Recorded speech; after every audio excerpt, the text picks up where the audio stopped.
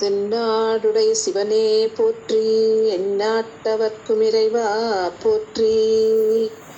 காவாய் கனகத்திரளே போற்றி, கைலை மலையானே போற்றி போற்றி. இமைப்பொழுதும் என் நெஞ்சில் நீங்காத இறைவனின் தாழ்வழுத்தி, என் குருநாதர் இருக்கும் திசை நோக்கி தொழுது, அடியார் பெருமக்கள் அனைவருக்கும் என் பணிவான வணக்கங்களை தெரிவித்துக் கொள்கிறேன். இன்றைக்கு நாம் சிந்திக்க இருப்பது சுந்தரமூர்த்தி சுவாமிகளின் திருப்பதிகமான திருக்கச்சூர் ஆலக்கோயில் என்ற திருத்தலத்திலே சுந்தரமூர்த்தி சுவாமிகள் பாடியருடைய பதிகம். திருக்கச்சூர் என்பது தலத்தின் பெயர், ஆலக்கோயில் என்பது கோவிலின் பெயர்.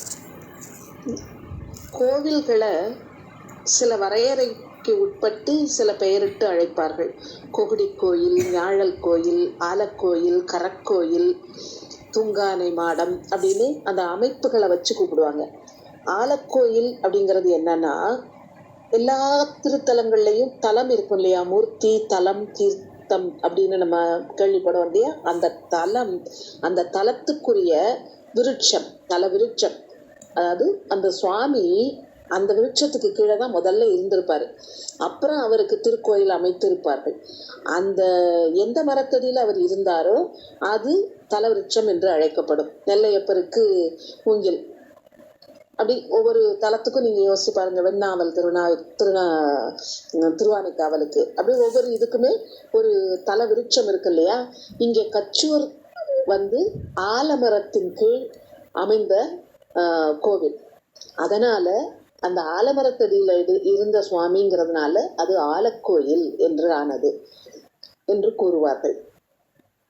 இன்னொரு இடத்துல ஒரு குறிப்பு பார்த்தேன், ஆனால் அது தவறு அப்படிங்கிறது, அந்த குறிப்பையும் பார்த்து விட்டேன். அதாவது ஆலமரத்தை வச்சு கட்டப்பட்ட கோவில் அதனால அப்படின்னு சொல்லி போட்டிருந்தாங்க. ஆனால் அது தவறான கருத்து. ஏன்னா ஆலமரத்தை வைத்து எந்த கட்டடமோ எந்த இடமும் கட்டடமும் கட்ட முடியாது. எனவே அது ஆலமரத்தை வைத்து கட்டப்பட்ட கோயில் என்பது தவறான கருத்து என்று அதையும் பார்த்துட்டேன். ஆலமரத்து அடியில் இருந்த சுவாமி என்பதால் இது ஆலக்கோயில் என்று அழைக்கப்படுகிறது என்று கூறுவார்கள். முதல்ல கூறின மாதிரி திருக்கச்சூர் அப்படிங்கிறது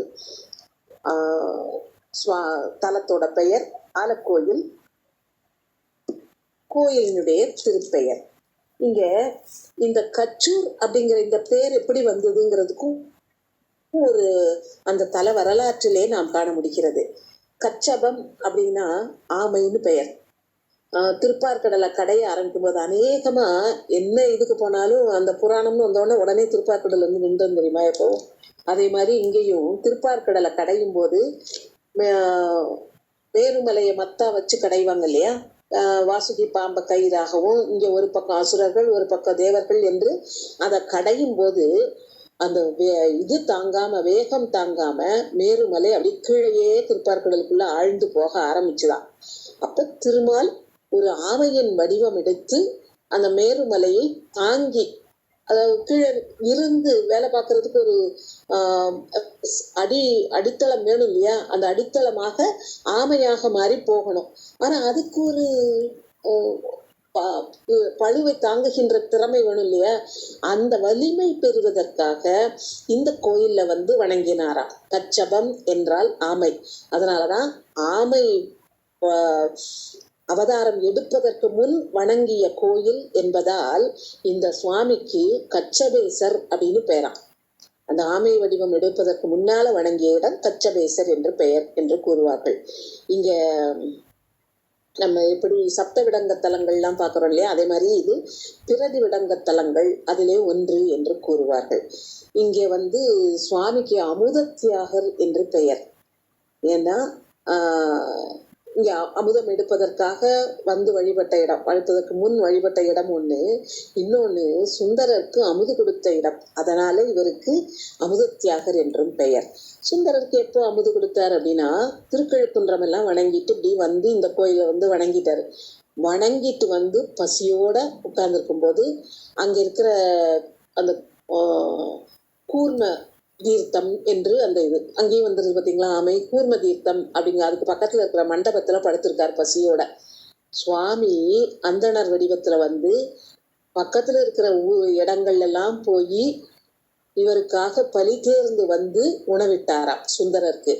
இப்படி உணவு கொண்டு வந்து கொடுத்தது சுவாமிதான் அப்படின்னு தெரிஞ்ச உடனே அப்படியே சுந்தரர் உளம் மகிழ்ந்து, அப்படி ஒரு மகிழ்ச்சி. ஏன்னா சுவாமி தனக்காக நடந்து தூது போனதெல்லாம் ஒரு நாள். இப்போ நம்ம பசிக்காக மற்றவர்களிடம் சென்று தான் இறந்து பலி தேர்ந்து வந்து கொடுத்தாரே அப்படின்னு நெகிழ்ந்து போய் இந்த பதிகம் பாடுகின்றார். நீ எவ்வளவு உயர்ந்தவன், அப்பேற்பட்ட நீ எனக்காக எல்லா இடமும் சென்று பலி தேர்கிறாயா? எனக்குங்கிறத விட்டு நீ பலி தேர்வதுங்கிறதே எங்களுக்கெல்லாம் கஷ்டமா இருக்கு, இவ்வளவு உயர்வானவன் அப்படின்னு ஒவ்வொரு பாடலிலும் உணர்ந்து உணர்ந்து நெகிழ்ந்து பாடுகின்றார் சுந்தரமூர்த்தி சுவாமிகள். அப்படி அவருக்கு அமுதம் தந்தவர் இந்த அமுத தியாகர். இது ஆலக்கோயில் என்பது ஒரு அந்த கச்சூரில் இருக்கு. இந்த கோயிலிலிருந்து கொஞ்சம் வடக்க தள்ளி மருந்தீஸ்வரர் என்று மற்றும் ஒரு ஆலயம், மருந்தீஸ்வரர் குடியிருக்கின்ற மற்றும் ஒரு ஆலயமும் இருக்குதான். அந்த திருக்கச்சூர்ல 2 ஆலயங்கள். அதுல ஒண்ணு கச்சபேசம், ஆதி கச்சபேசம் என்று அழைக்கப்படுகிற கோயில், அதுதான் அந்த ஆலக்கோயில். இன்னொன்னு கொஞ்சம் பின்னால தள்ளி மருந்தீஸ்வரர், அவர் மலை மேல இருக்கிற கோயில். எப்பவுமே மலையில மூலிகை கிடைக்கும் இல்லையா? முன்னாலேயே ஒரு முறை நம்ம பார்த்திருக்கோம். மீனாட்சி அம்மையை மலை தரும் அருமை மருந்தே அப்படின்னு கூடுவார், அழைப்பார் இல்லையா குமரகுருபரர். அதே மாதிரி இவரையும் இங்கே மருந்தே என்று அழைப்பது இந்த பதிகத்திற்கு உள்ளே வருகிறது. இது மலைமேல் இருக்கின்ற திருக்கோயில் என்பதற்காக முன்னரே அதனுடைய குறிப்பை கூறுகின்றேன். சரி, முதல் பாடல் பார்ப்போம். முதல் பாடல் என்ன சொல்கின்றார் என்றால், இறைவா நீ எவ்வளவு பெரியவன் தெரியுமா? இது நீ இருக்கிற இடம் எப்படிப்பட்ட இடம்? சுடுகாட்டுல நீ ஆடுகின்றாய். அந்த சுடுகாட்டுல என்னெல்லாம் இருக்கு தெரியுமா? நல்ல பெரிய வாய உடைய நரி அலறுது, அப்படியே ஊளையிடுது. அப்போ அந்த ஊளையிடுகிற சத்தத்துக்கு நடுவில் நிக்கணும்னா எவ்வளவு தைரியசாலிகளாக நிற்க முடியும்? நீ அதுல நடன வேறி கொண்டு ஆடிக்கொண்டிருக்கின்றாய். அது வெறுமன ஆடல, கையிலே அனல் ஏந்தி ஆடிக்கொண்டிருக்கின்றாய். அப்படிப்பட்டவன். அப்போ சுடுகாடு, அனல் ஏந்தி ஆடுதல், இப்படியெல்லாம் இருக்கின்ற நீ எப்படிப்பட்ட மலரை அணிந்திருக்கின்றாய் அப்படின்னு பார்த்தா, உன்னுடைய ஒரு பாதியிலே மலைமங்கையை பாகமாக கொண்டிருக்கின்றாள். அவள் என்ன மாலை அணிந்திருக்கின்றாள் அப்படின்னா, அப்படின்னு தேன் சொட்டுகின்ற கொன்றை மலர் இருக்கே, அந்த கொன்றை மலர் மாலையை அணிந்திருக்கின்றாய். அம்மையும் அணிந்திருக்கின்றாள். அவளை ஒரு பாகமாக கொண்டிருக்கின்றவன் நீ. வேறுபட்ட உயர்வான தன்மை உடைய நீ என்ன செய்கின்றாய் என்றால், குறைபட்ட வாயை உடைய ஓட்டினை கையிலே எடுத்துக்கொண்டு பக்கத்துல இருக்கிற இடத்துல எல்லாம் போய் நீ பலி கொண்டு வந்தாய். அப்படின்னா என்ன மாதிரியான அடியார் பெருமக்களுக்கு கவலை வராதாப்பா? சரி, அதுவும் உன்னுடைய கருணையிலே ஒன்று, ஏற்றுக்கொள்கிறேன் என்று பாடுகின்றார். முதல் பாடல் பார்ப்போம். முதுவாய் ஓரி, ஓரி என்றால் நரி, ஓரி கதற முதுகாட்டு எரி கொண்டு ஆடல் முயல்வானே, மதுவார் கொன்றை புது வி சூடும், வி என்றால் மலர், வி சூடும் மலையான் மகள் தன் மணவாளா, கதுவாய் தலையில் பல பலி நீ கொள்ள கண்டால் அடியார் கவலாரே. கவலார் கவலைப்பட மாட்டார்களா? கவலாரே அதுவே ஆமாறு இதுவோ கச்சூர் ஆலக்கோயில் அம்மானே. இது எங்களுக்கு உன்னுடைய தகுதி. உமையம்மையை ஒரு பாகம் கொண்டதா, சுடுகாட்டிலே ஆடுவதா, எனக்காக அடியார்களுக்காக பலி தேர்ந்து தருவதா, எதுன்னு எங்களுக்கு தெரிய மாட்டங்களே. அதுவே ஆமாறு, அது என்னதுன்னு எங்களுக்கு புரியலையப்பா என்று இறைவனிடம் வேண்டுகின்றார். அடுத்து இறைவனின் பெருமையை கூறப்போகின்ற பொழுது என்ன கூறுகின்றார் என்றால், நீ இடையிலே ஒரு கச்சாக எதை அணிந்திருக்கின்றாய்? பாம்பினை அணிந்து இருக்க கட்டி இருக்கின்றாய். சுழன்று சுழன்று ஆடும் உன்னுடைய காலிலே ஒரு காலிலே கழலும் இன்னொரு காலிலே சிலம்பும். கழல் ஐயனின் காலிலே உள்ளது, சிலம்பு அம்மையின் காலிலே உள்ளது. அதனால கழலும் சிலம்பும் அப்படி சத்தம் கேட்குது. நீ நடக்கும் போதும் நடனம் ஆடும் போதும் அப்படி இருக்கு. நீ என்ன செய்கின்றாய்? யாருமே விரும்பாத ஒரு செயலை செய்கின்றாய். யாரும் போய் ஊரும் திரிந்து பழி தேர விரும்ப மாட்டாங்க பாத்தியா? அப்படி இருக்கிறத நீ சாதாரணது அப்படின்னு ஒதுக்கி தள்ளாம அடியவர்களுக்காக ஊரா போய் பலி தேர்ந்து வருகின்றாயே, அதை பார்க்கும்போது அடியார்கள் எல்லாம் உருக மாட்டாங்களா? எங்களுக்கு எந்த வருத்தம், எந்த விதமான விருப்பமோ அல்லது வேற எந்த இதுவும் கிடையாது. உன்னைத்தான் நாங்க வணங்கணும்னு நினைக்கிறோம். எப்போ அப்படின்னு கேட்டா, எழுமைக்கும் ஏழு பிறவிக்கும். 7 பிறவி கேள்விப்பட்டிருக்கோம். எதெல்லாம் 7 பிறவி? தேவர், மக்கள், விலங்கு, பறவை, ஊர்வன, நீர் வாழ்வன, தாவரம் முதலிய 7 பிறவி.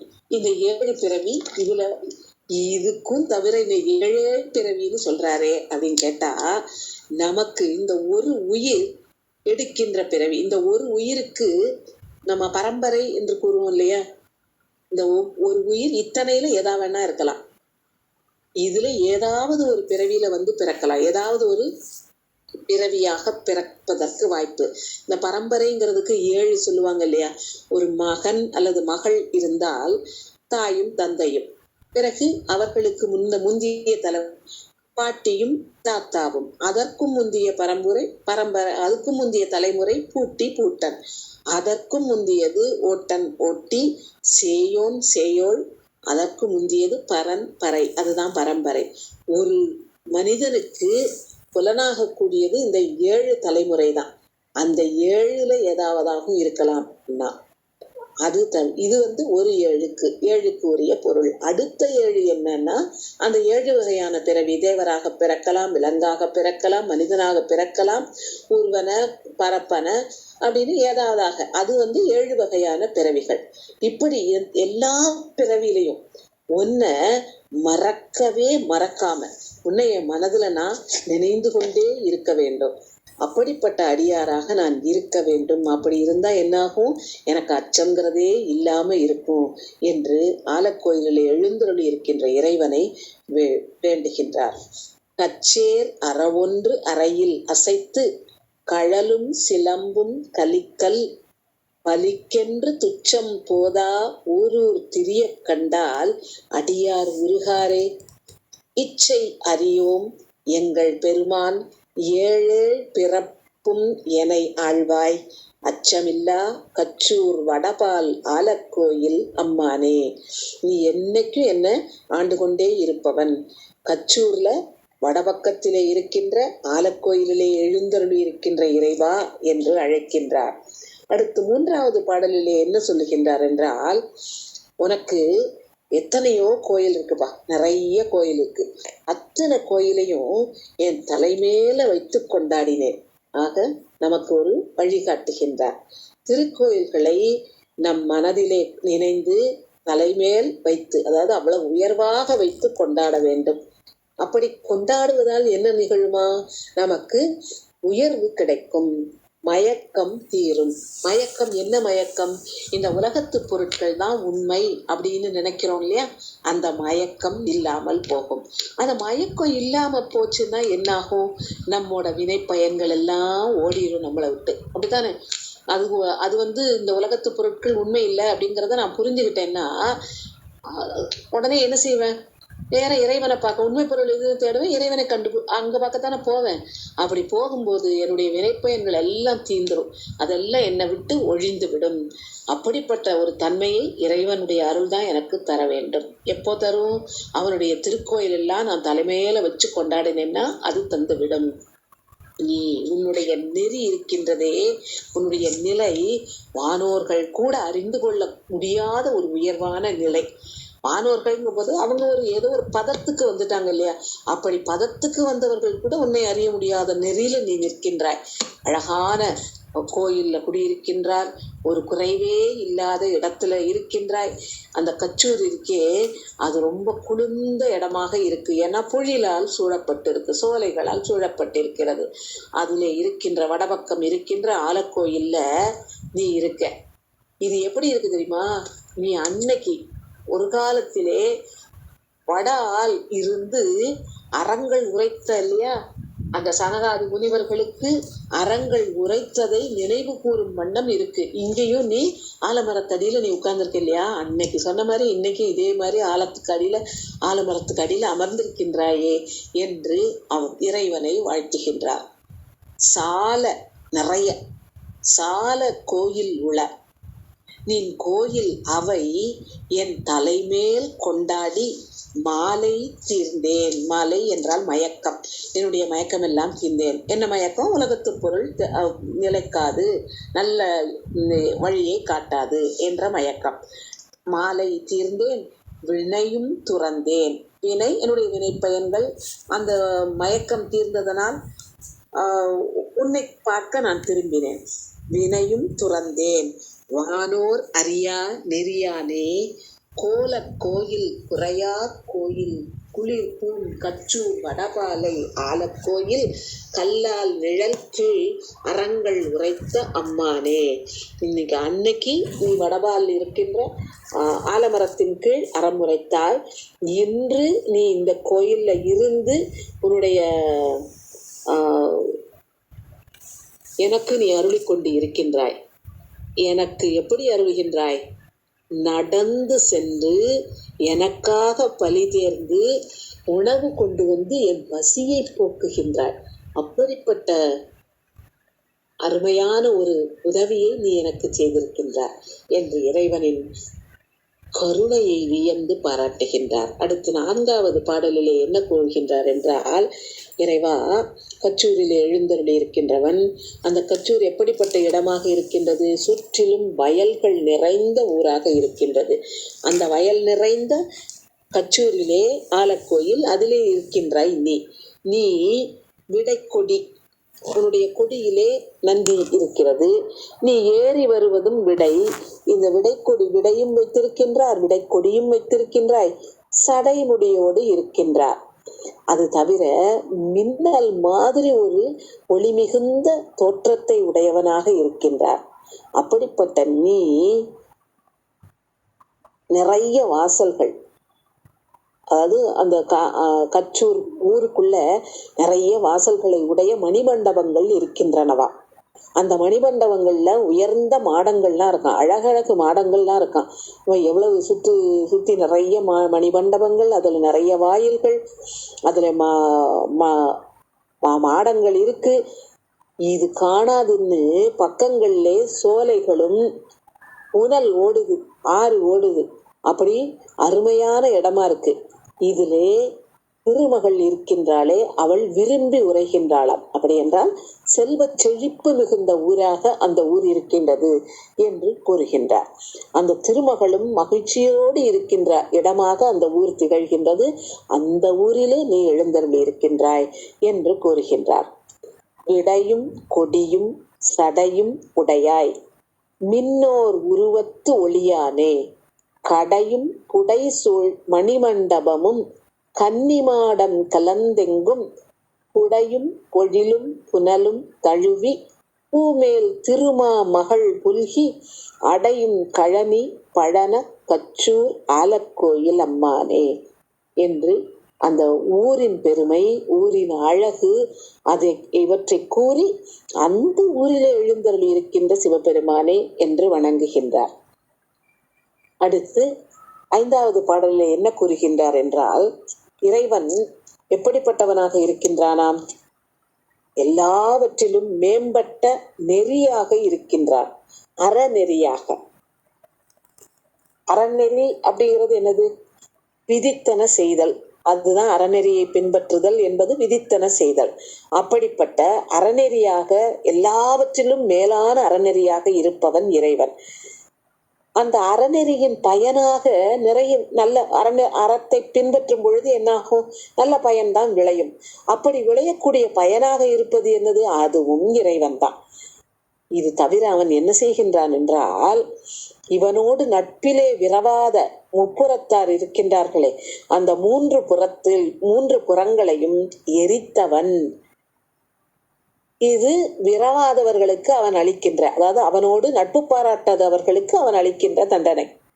நட்பு பாராட்டாதவர்கள் அப்படியே போவதில்லை, பகைமை பாராட்டுகிறார்கள், இவனை வணங்கவில்லை. இது முதல்ல மரக்கருணையை சொல்லியாச்சு. அடுத்த வரியிலேயே சொல்லுகின்றார், காலையில எழுந்து உன்னை தொழுகின்றவர்களுக்கெல்லாம் அவங்களுடைய கவலையெல்லாம் நீ போக்கிடுவ அப்படின்னு. இப்ப நமக்கு இது 2வது வழிகாட்டுதல். முதல் வழிகாட்டி சாலக்கோயில் சொன்னார் இல்லையா, நிறைய கோயில் இருக்கு, அந்த கோயில்களை தலைமையில வச்சு கொண்டாடணும்னு சொன்னாரு. இப்ப என்ன சொல்றாரு, நீ இறைவனை காலையில எழுந்து நீ வணங்க வேண்டும், அப்படி வணங்கினால் உன் கவலையெல்லாம் தீர்ந்துவிடும் என்று கூறுகின்றார். அப்படி கவலையெல்லாம் களையக்கூடியவன் இறைவன், இங்கே இருக்கின்ற இறைவன். மாலை நேரத்திலே வருகின்ற நிலவை போன்று தூய்மையானவன், நிலவை போன்று குளிர்ந்தவன், அழகானவன். அது தவிர மலை மேல் இருக்கின்ற மருந்து போன்றவன். மலை மேல் இருக்கின்ற மருந்து உடல் பிணியை தீர்க்கும்.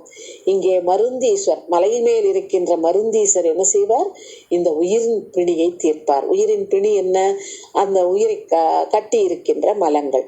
அந்த பிணியை தீர்க்கக்கூடிய மருந்து யாரு, சுவாமி தான். அதனால அவரை மலை மேல் இருக்கின்ற மருந்தே என்று அழைக்கின்றான். உன்னை நான் ஒரு நாளும் மறக்க மாட்டேன்பா என்று கூறுகின்றார். மறக்காமலையா சுவாமி வச்சிருக்காருன்னு, மறக்க மாட்டேன்.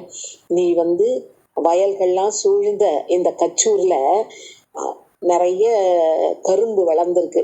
அந்த கரும்பு ஆலைகளிலே சென்று ஆட்டப்படுகின்ற நிறைய ஆலைகள், அந்த கரும்புகள் எல்லாம் கொண்டுட்டு போய் ஆலையிலே சென்று ஆட்டுகின்றார்கள். அப்படிப்பட்ட செழிப்பு மிகுந்த கச்சூர் ஆலக்கோயிலே எழுந்தருளி இருக்கின்ற என்னுடைய தலைவனே என்று இறைவனை அழைக்கிறார். 5வது பாடல், மேலை விதியே. மேலை என்பது மேம்பட்ட என்ற பொருளிலே, விதி என்பது அறநெறி. மேலை விதியே வினையின் பயனே, அத விளையின் பயனே அப்படின்னு பாடம் உண்டு. நம்முடைய வினையின் பயனாக நாம் என்ன வினை செய்கின்றோம், இங்கே மேம்பட்ட அறநெறியை பின்பற்றுகின்ற வினை செய்கின்றோம். அப்ப அந்த வினையின் பயனாக இறைவன் இருக்கின்றான். மேலை விதியே வினையின் பயனே விரவார் புறமூன்று எரி செய்தாய். காலை எழுந்து தொழுவார் தங்கள் கவலை களைவாய் கரை கண்டா. மாலை மதியே மலைமேல் மருந்தே மறவேன் அடியேன் வயல் சூழ்ந்த ஆலை கழனி பழனக்கச்சூர் ஆலக்கோயில் அம்மானே என்று 5வது பாடல் நமக்கு தருகின்ற செய்தி. அடுத்த 6வது பாடலிலே இறைவனின் பெருமையை இன்னும் விரிவாக போற்ற தொடங்குகின்றார். எப்படி நாம் இறைவனை பிறப்பு இல்லாதவனே, இறப்பு இல்லாதவனே என்று கூறுகின்றார். நீ பிறக்க மாட்ட, இறக்க மாட்ட, பிறக்க மாட்ட, அதனால இறக்கவும் மாட்ட.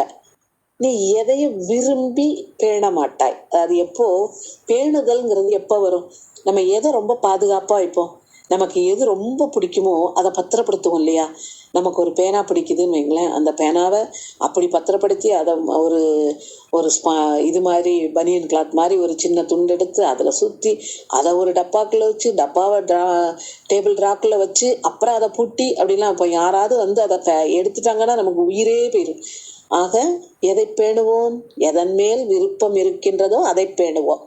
அப்ப அந்த விருப்பம் நமக்கு ஒரு தவறான வழிகாட்டியாத்தான் போகும். அது ஏன் தவறான வழிகாட்டியாகுன்னா, அதை பேணுகின்றோம்னு வைப்போம். அப்போ அதை யாராவது கேட்டாங்கன்னா கோவம் வரும். நானே எவ்வளோ பத்திரமா வச்சிருக்கேன், இவங்க வேற கேட்குறாங்களேன்னு. சரி, வேற வழியே இல்லை, கொடுத்துதான் ஆகணும்னு கொடுத்தோன்னு வச்சுக்கோங்களேன். அந்த ரொம்ப முன்னால ஒரு பழமொழி சொல்லுவாங்க, பட்டுச்சேலை இரவல் கொடுத்துட்டு பின்னாலேயே ஜமுக்காலம் விரிச்சிட்டு போனாங்க கதைன்னு சொல்லுவாங்கல்ல. அதை மாதிரி அந்த பேனாவை கொடுத்துட்டு அவங்க பின்னாலேயே அவங்க ஒழுங்காக மூடுறாங்களா, மூடிய பத்திரமா வச்சுருக்காங்களா, அழுத்தாமல் எழுதுறாங்களா, அதை கீச்சிருந்தாங்களா, உடச்சிருந்தாங்களா, குத்திருந்தாங்களான்னு அதுலேயே கவனமாக இருப்போம். அவங்க ஒரு வேளை கீழே போட்டுட்டாங்கன்னு வைங்க, அப்போ அவங்க மேலே நமக்கு எப்படி கொள்ள வெறி வரும். அப்போ இதெல்லாம் சேர்ந்து நம்மளுடைய மற்ற எந்த வேலையும் பார்க்க மாட்டோம், இது ஒன்று தான் பார்த்துக்கிட்டே அலைவோம். இந்த பேணுதல் என்பது விருப்பத்தின் விளைவாக வருவது. இறைவன் விருப்பு வெறுப்பு அற்றவன், எனவே எதனையும் அவன் பேண மாட்டான். அவனை எதையும் பேணாதவன் என்று ஒரு வார்த்தை சொல்லிட்டு அதுக்கு பின்னாடி இத்தனை அழுத்தமான ஒரு விரிவான சிந்தனை தொடர நமக்கு காட்டுகின்றார். அதே மாதிரி இறைவன் வயதிலே மூப்பு அடைய மாட்டான். நமக்குத்தான் குழந்தையாக இருந்து வளர்ந்து இளமை பருவம் எய்தி பிறகு வயதான பருவம் எய்தி அப்படியே போறான் இல்லையா? இறைவன் அப்படிப்பட்டவன் இல்லை, அவனுக்கு வயதுங்கிறது கிடையாது. ஏன்னா நாம பிறக்கிறதுனால நாம வளர்கிறோம், குழந்தையா பிறக்கிறதுனால வளர்கிறோம். அப்போ நமக்கு மூப்புங்கிறது உண்டு, பிணி மூப்பு அப்படிங்கிறதெல்லாம் உண்டு இல்லையா? அதுக்கப்புறம் இறக்கிறோம். ஆனா இறைவன் பிறப்பதில்லை, இறப்பதில்லை, ஆசைப்படுவதில்லை, வயதாவது என்பது அவனுக்கு கிடையாது. கால தத்துவத்தை கடந்தவன் இல்லையா? அப்ப அந்த காலத்துக்குள்ள அவன் அடங்க மாட்டான்ல. அப்படி மூப்புங்கிறதே இல்லாதவன் அவன். எதுல ஏறி வருகின்றான்? விடை மேல் ஏறி வருகின்றான். எங்க வாரான்? பேயெல்லாம் சூழ்ந்து ஆடுகின்ற காட்டிலே. அதை மறக்க மாட்டாங்க, அந்த காட்டை மறக்காம அங்கதான் போய் ஆடிக்கிட்டே இருக்கான் எப்பவும். அதைத்தான் நீ என்றும் இடமாக கொண்டு நடமாடிக்கொண்டிருக்கின்றாய். அந்த ஒரு பிளவுபட்ட வாயை உடைய ஓட்டிலே எனக்காக நீ சென்று பலி தேர்ந்து வந்தாய். நீ பலி தேர்றத பார்த்தா அடியார் பெருமக்கள் எல்லாம் உருகி போயிருவாங்க. ஆனாலும் நீ அதை விடவே மாட்டங்க, அதை செய்துட்டே இருக்க. அதுவும் இன்னைக்கு எனக்காக வேற நீ போயிருக்க என்று கூறுகின்றார். இந்த பாடல் 7வது பாடலிலே 6வது பாடலிலே அதை கூறுகின்றார். பிறவாய் இரவாய் பேணாய் மூவாய் பெற்றம் ஏறி பேய் சூழ்தல் துறவாய் மறவாய் சுடுகாடு என்றும் இடமா கொண்டு நடமாடி ஒருவாய் தலையில் பலி நீ கொள்ள கண்டால் அடியார் உருகாரே அறவே ஒழியாய் கச்சூர் வடபால் ஆலக்கோயில் அம்மானே என்று கூறுகின்றார். அடுத்து 7வது பாடல் ஒரு அருமையான கருத்து. எல்லா பாடலுமே அப்படித்தான், இந்த பாடலை பார்த்தாலும் அது தோணுது. இருந்தாலும் இதுல ஒரு சிறப்பான கருத்தாக எனக்கு தோணியது. அது இறைவனை புகழ்ந்து பாடுகின்றார்கள் இல்லையா? அது சிலர் நிஜமாகவே உணர்ந்து புகழ்ந்து பாடுகின்றார்கள். சிலர் சரி அவங்க பாடுறாங்க, அது நல்லா இருக்கு, நம்மளும் பாடுவோமே அப்படின்னு அந்த உணராமல் பாடுவார்கள். ஆனா அந்த மாதிரியான புகழ்ச்சி இருந்தா கூட அவங்களுக்கும் நீ அருளுகின்றாய்.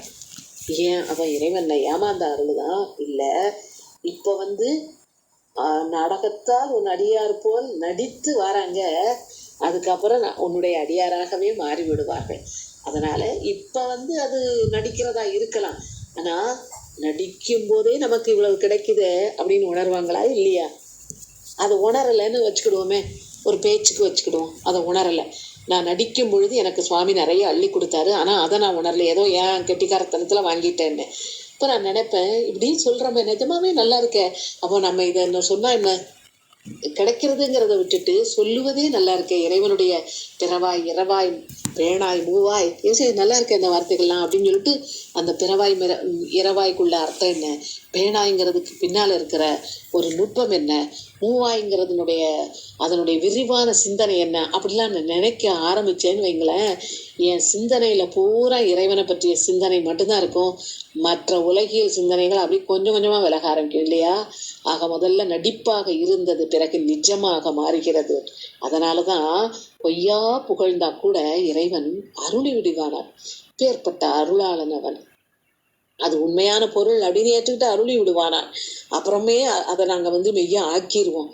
ஏன்னா எங்களுக்கு எப்படி பிடிக்குதான், பின்னால நிஜமாவே முதல்ல நாங்க பொய்யா நடிச்சாலும் அதனுடைய அருமை கருதி இவ்வளவு நல்லா இருக்க என்று கருதி அந்த பொய்யை மெய்யாக்கி விடுவோம். நாங்கள் அதை அப்படியே பின்பற்றி விடுவோம் என்று முதல்ல பலன் கருதி நாங்க வழிபட்டு இருந்திருக்கலாம். ஆனா அந்த பலன் கிடைக்கும் போதோ அல்லது கிடைக்காட்டா கூட அந்த புகழும் போது கிடைக்கின்ற சுகத்திற்காக நாங்கள் அப்படியே அதை எங்களுடைய வழியாக மாற்றி விடலாம். ஏன்னா ஏதாவது காரணத்துக்காக வணங்குவது அப்படிங்கிறது ஒன்றும் பெரிய தப்பு இல்லை.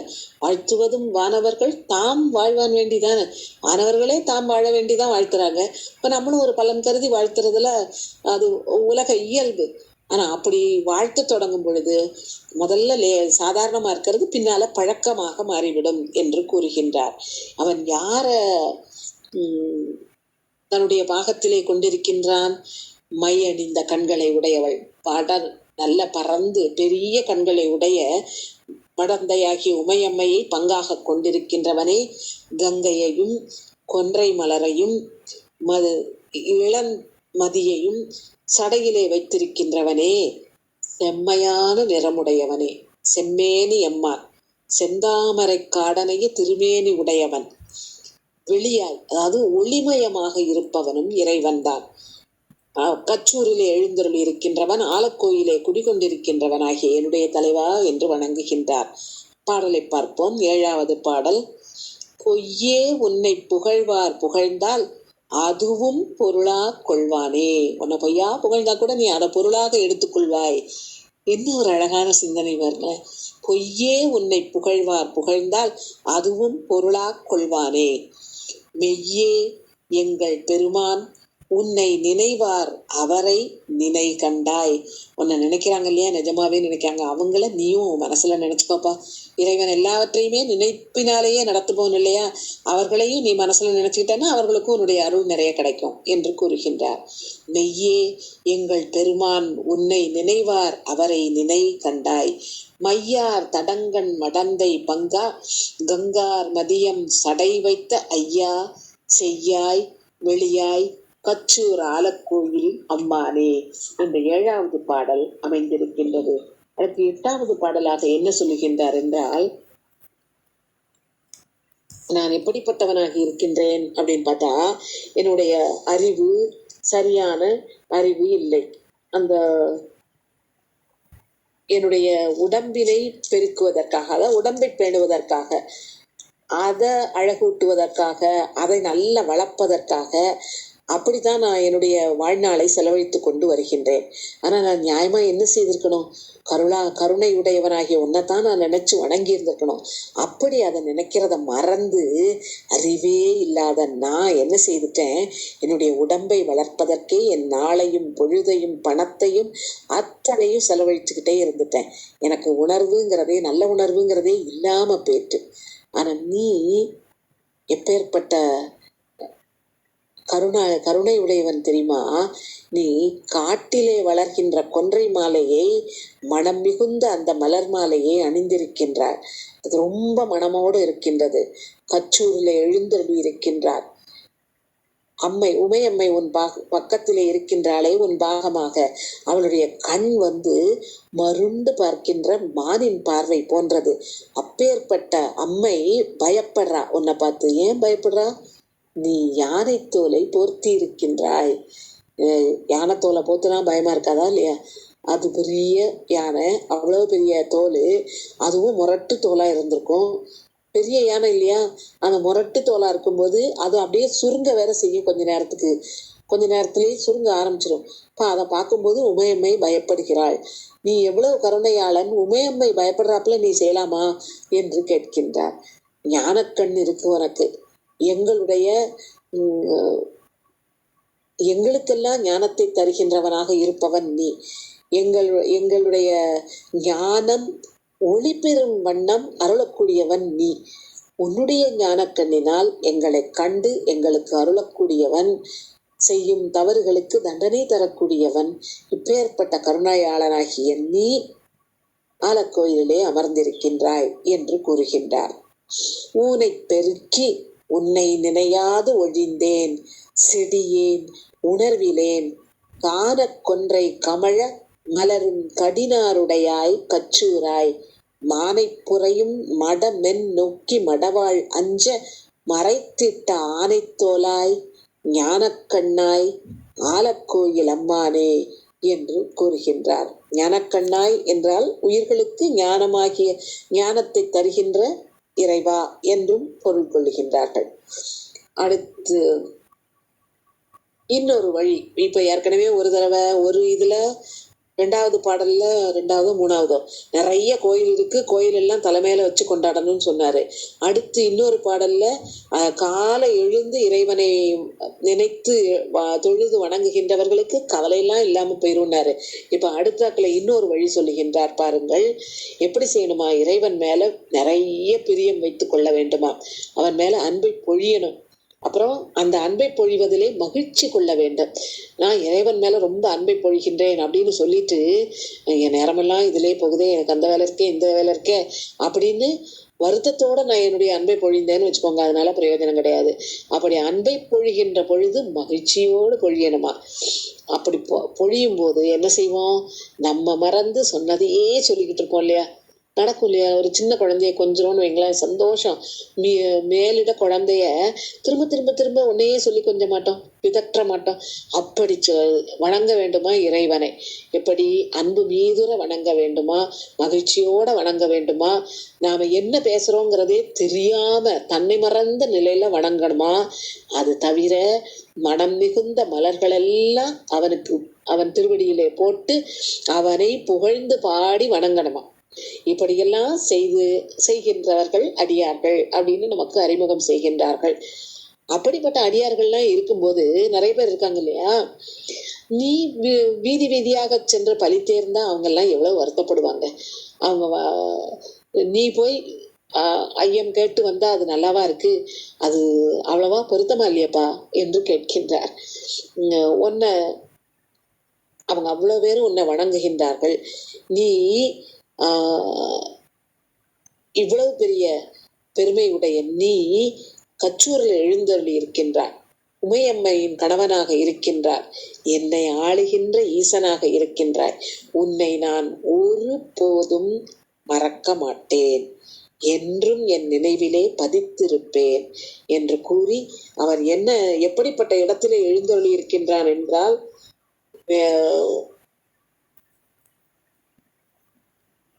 அவருடைய அடியார்கள் எல்லாம் வேண்டியதை செய்யறதுக்கு காத்திருக்காங்களாம். எப்படிப்பட்ட அடியார்கள்? தினமும் மனமிகுந்த மலர் தூவி வணங்கும் அடியார்கள், அவன் மேல அன்பை பொழிகின்ற அடியார்கள், அவனை வணங்கும் பொழுது மகிழ்ந்து வணங்குகின்ற, பிதற்றி வணங்குகின்ற அடியார்கள் அவன் வேண்டுவனை எல்லாம் செய்ய காத்திருக்காங்களாம். இவர் எங்க எழுந்தருளி இருக்கின்றாராம்?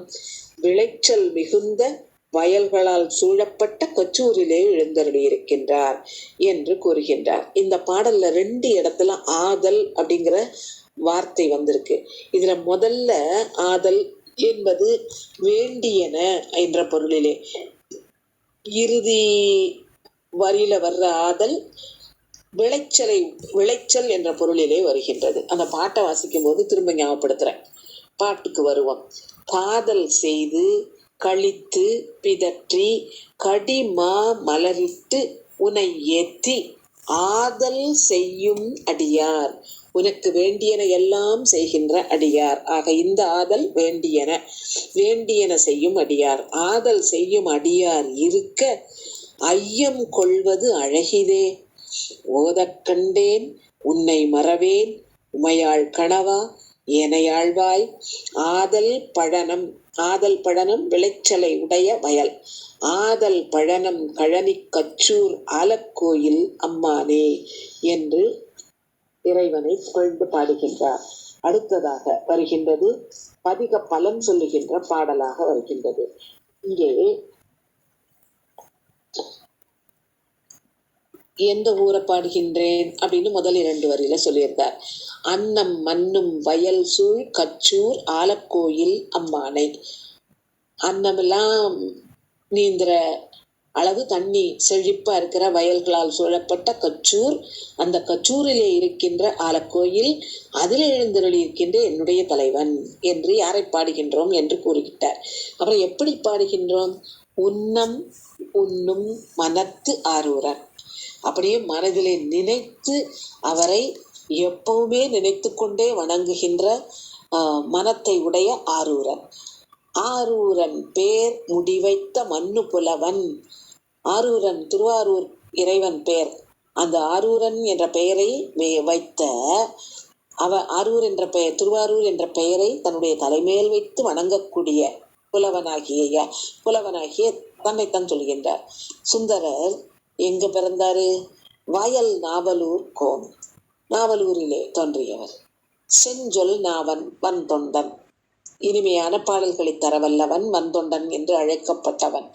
அவர் என்ன பாடியிருக்காரு? பன்னு தமிழ் நூல் மாலை வல்லார். அவர் கூறிய இந்த தமிழ் நூல் இருக்கே, தமிழ் நூல் மாலையாகிய இதை சொல்ல வல்லவர்கள் அவர்கள் என்ன? அவர் என் தலைமேல் பயில்வாரே. அப்படிப்பட்டவர்கள் என்னுடைய தலைமேல் வைத்து நான் கொண்டாடக்கூடிய தன்மை பெற்றவர்கள். ஏற்கனவே கோயிலெல்லாம் தலைமையில வச்சு கொண்டாடணும்னு சொல்லியிருக்காரு இல்லையா? இங்க அடியார் பெருமக்களும் என் தலைமையில் வைத்து கொண்டாடக்கூடிய பெருமை உடையவர்கள் என்று கூறுகின்றார். அன்னம் மன்னும் வயல் சூழ் கச்சூர் ஆலக்கோயில் அம்மானை உன்ன முன்னும் மனத்து ஆரூரன் பேர் முடிவைத்த மன்னு புலவன் வயல் நாவலூர் கோன் செஞ்சொல் நாவன் வந்தொண்டன் பன்னு தமிழ் நூல் மாலை வல்லார் அவர் எம் தலைமேல் பயில்வரே என்று கச்சூர் ஆலக்கோயிலை நினைந்து இந்த அருமையான பாடலை பாடி நமக்கு வழிகாட்டுகின்றார் சுந்தரமூர்த்தி சுவாமிகள். கோயிலை நினைந்து தலைமையில் வைத்து கொண்டாடி நாம் மகிழ வேண்டும். அப்பேற்பட்ட பெருமை அந்த இறைவனுடைய திருவருள். அதை நினைந்து வணங்க வேண்டும், நாள்தோறும் வணங்க வேண்டும், காதலோடு வணங்க வேண்டும், களிப்போடு வணங்க வேண்டும், பிதற்றி வணங்க வேண்டும், மனம் மிகுந்த மலரிட்டு வணங்க வேண்டும் என்று இத்தனை வழியையும் நமக்கு காட்டுகின்றார். காலை எழுந்ததும் வணங்க வேண்டும், அது ரொம்ப முக்கியம் இல்லையா? காலை எழுந்ததும் வணங்கினால் கவலைகள் தீரும் என்று கூறி நமக்கு வழிகாட்டிய இந்த பதிக சிந்தனையை நிறைவு செய்கின்றேன். அருள்நிறை கச்சபேசர் திருவடிகள் போற்றி போற்றி, அருள்நிறை அஞ்சனாட்சி அம்மை திருவடிகள் போற்றி போற்றி, அருள்நிறை மருந்தீசர் திருவடிகள் போற்றி போற்றி, அருள்நிறை இருள் நீக்கி அம்பாள் போற்றி போற்றி. ஆதி வாழிய அஞ்செழுத்தோடு வெண்பூதி வாழிய, புண்ணியர் வாழிய, நீதி வாழிய, நீள் புவி வாழிய, கோதில் சைவ குலமிக வாழிய. திருச்சிற்றம்பலம்.